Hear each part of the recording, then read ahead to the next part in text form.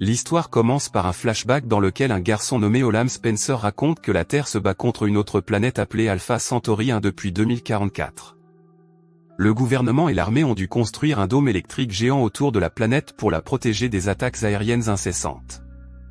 Spencer, qui rêvait de construire des fusées lorsqu'il était enfant, cesse de rêver lorsque son père meurt dans une attaque spatiale Centauri. De retour dans le présent, en l'an 2079, Spencer et sa femme sont en lune de miel à Sutton Woods lorsque la télévision annonce que Centauri a attaqué une communauté appelée Tolstoy. De plus, le journaliste indique qu'une forêt voisine a pris feu, sans que l'on en trouve l'origine. Au bout d'un moment, le couple part ensemble au travail. Maya se rend à l'hôpital où elle travaille comme médecin et passe des scanners spéciaux qui permettent de distinguer les humains des imposteurs. Pendant ce temps, Spencer arrive à son usine d'armement et son meilleur ami Nelson l'accueille. Sur le chemin de leur salle, ils discutent de leur rencontre avec le chancelier, prévue le soir même. Spencer et Nelson atteignent leur salle et regardent fièrement leur arme de 80 tonnes. Cependant, le major Hathaway de l'autorité de sécurité terrienne, le département d'infiltration de l'ESA, interrompt leur discussion. Il complimente Spencer, affirmant que l'arme est une aubaine et qu'elle sauvera l'humanité de la destruction. Les deux hommes se disent au revoir et, après s'être serré la main, le major Hathaway électrocute soudainement Spencer, le faisant tomber au sol. Il l'emmène ensuite dans une pièce spéciale. Lorsque Spencer reprend conscience, il se retrouve attaché à une chaise avec des fils attachés à certaines parties de son corps. Le major Hathaway demande à Spencer de le remercier pour les drogues qu'il lui a administrées, car elles lui faciliteront la tâche. Il déclare que le Centauri a ciblé et causé la mort du véritable Olam Spencer, un jeune homme prodigieux qui a réussi bien au-delà des espérances, étant un célèbre physicien subatomique et donc une cible très précieuse. Par conséquent, Hathaway affirme que l'individu qui occupe le fauteuil n'est qu'un imposteur et non le véritable Spencer. Le commandant Hathaway explique que Spencer est une réplique du vrai Spencer fabriqué par les Centaures. Il ajoute que ces réplicants sont des doubles biologiques impeccables de vrais humains, contenant des souvenirs greffés, et qu'ils ne sont pas conscients de leur statut de répliquant. Hathaway accuse le répliquant d'avoir le chancelier comme prochaine cible. Pour mieux comprendre, Hathaway montre le cœur d'un autre répliquant extrait de son corps et révèle que chaque répliquant possède une bombe cachée, appelée « bombe U ». La bombe semble être un cœur humain, mais seule une opération chirurgicale ou un scanner médical spécialisé peut la découvrir.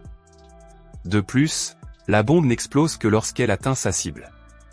Alors que Hathaway s'apprête à percer la poitrine de Spencer pour trouver la bombe, Spencer commence à le manipuler et à le distraire. Des hommes arrivent et détachent Spencer pour l'emmener au poste de forage.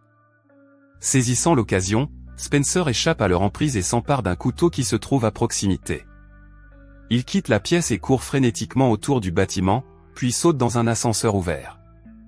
Nelson et deux hommes armés en sortent et Spencer est surpris. Il se met à tirer par réflexe et tue accidentellement Nelson. Cela attriste Spencer. Pendant ce temps, Hathaway arrive sur les lieux et Spencer s'échappe.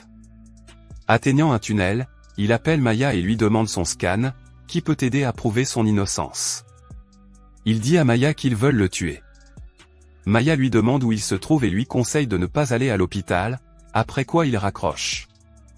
Au siège de l'ESA, Hathaway s'entretient avec le secrétaire de l'ESA, qui lui demande de trouver rapidement une solution. Pendant ce temps, un détecteur localise la position de Spencer à l'extérieur des tunnels et la communique au siège de l'ESA. Spencer atteint un bâtiment abandonné et une petite fille l'avertit de ne pas entrer à l'intérieur, mais il continue quand même. Au bout d'un moment, l'équipe de l'ESA arrive sur place et commence les recherches. Spencer est presque capturé, mais un groupe de sans-abri l'enlève. Ils le mettent en cage et se disputent entre eux pour savoir ce qu'ils vont faire de Spencer. Alors que l'équipe de l'ESA quitte les lieux, l'un des kidnappeurs, Cal, emmène Spencer à la limite du dôme électromagnétique. Il lui dit que la patrouille frontalière paie très cher pour des gens comme Spencer, et qu'il va donc le leur vendre.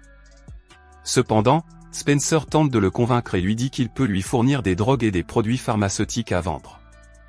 Il déclare que sa vie vaut plus que ce qu'il pense.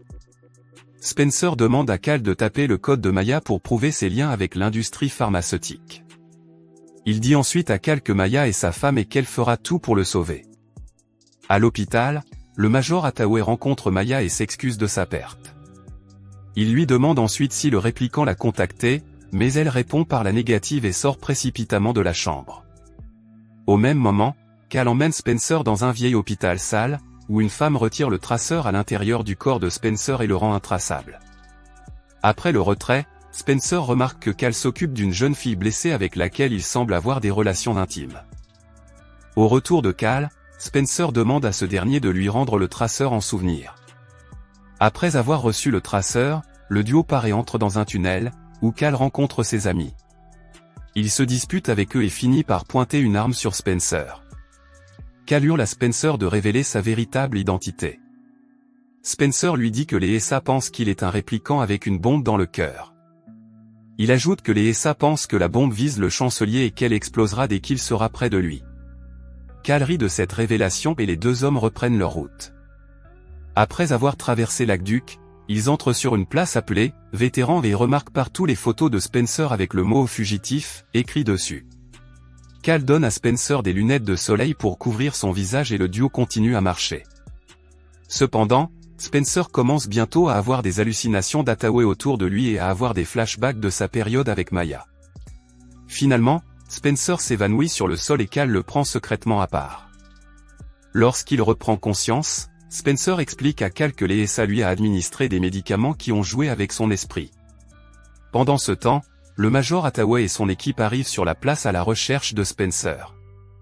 À leur vue, Spencer, portant des lunettes de soleil et un sweat à capuche, entre dans la foule et entre volontairement en collision avec Hathaway.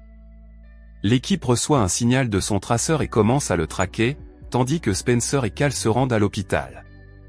Une fois sur place, Spencer retire un cadavre d'un brancard à l'extérieur de l'hôpital et y monte en tant que patient, tandis que Cal traîne le brancard. Pendant ce temps, le Major Hathaway se rend compte que le traceur est dans sa poche et que Spencer a été proche de lui.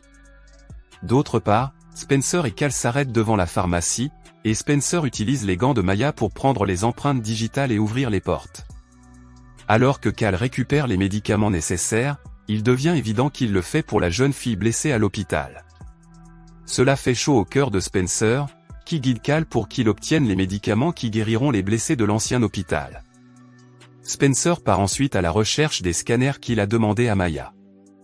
Il finit par les trouver et interroge le docteur Caron sur Maya. Ce dernier lui répond que Maya a dû partir avec les SA. Il demande alors au docteur Caron de scanner son cœur, car le scanner spécialisé peut aider à comparer le scanner précédent avec le nouveau et révéler sa véritable identité. Le docteur Caron l'emmène dans la salle de scanner et met l'appareil en marche. Pendant que Spencer observe son scanner, le docteur Caron appelle secrètement une infirmière. Elle identifie Spencer et se dépêche d'appeler la sécurité. Mais elle tombe sur Cal, déguisé en agent de sécurité, et l'informe que Spencer est à l'intérieur et qu'il doit trouver la SE. Dans la pièce, le scanner cesse de lire les données cardiaques et Cal entre. Il demande à Spencer de partir immédiatement alors que le personnel de sécurité entre dans la pièce derrière lui.